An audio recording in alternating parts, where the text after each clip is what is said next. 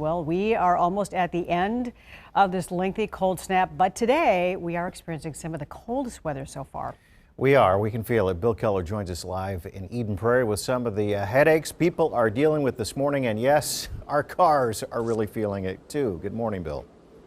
Good morning, guys. Well, the good news is your car does not feel wind chill like we do. The bad news is it has other ways of telling you that it's having a problem. In fact, I'm with Gary DeRusha with Bobby and Steve's. You guys, you were saying before we went on the air, you have been so busy with roadside assistance, 2,400 calls in a week. What are the most common problems you're seeing? Batteries. Number one thing is batteries. You got to make sure you keep that charged. Also, make sure you have good, clean oil in that vehicle.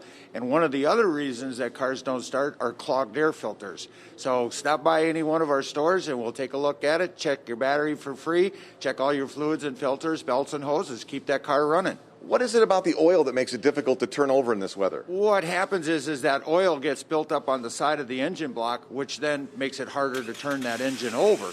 So you want to put an additive in there before you change your oil, so you run it. That way when you drain the plug, it cleans a lot of that goop and grime out of the inside of the engine block.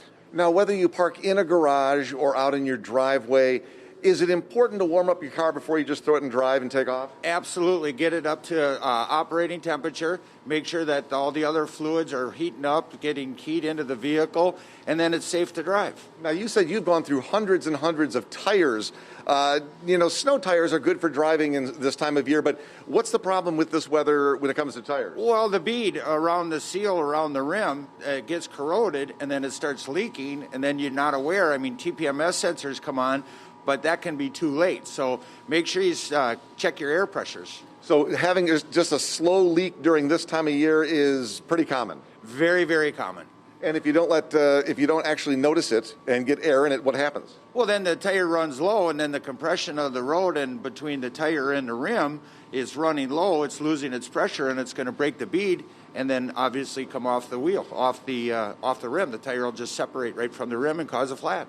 Now, one of the other pieces of advice that one of your mechanics told me was that it's a good idea to keep your tank full, at least certainly not let it run less than a quarter tank. Why is that? Well, because when you turn your key, that fuel pressure, it's all electronic fuel pumps. So you want to make sure you got good fuel pressure. The other key thing is put in an additive. Keep an isopropyl, a heat, a seafoam, something that'll take the moisture out of the fuel to help prevent it from freezing up and your fuel injectors and your fuel lines from freezing up. We're almost out of the woods yet. I mean, we're almost done. We got another week. It seems to be additive, though. You're probably going to be pretty busy. We've been very, very busy. The number one thing, mission statement, is serving others, serving our advocates at Bobby and Steve's Auto World, and we've been servicing a lot of them. You're very busy with their tow trucks. About 3,000 vehicles serviced just in the past 7 days. Do what you can not to be one of them, guys. Yes, we don't want to be that person.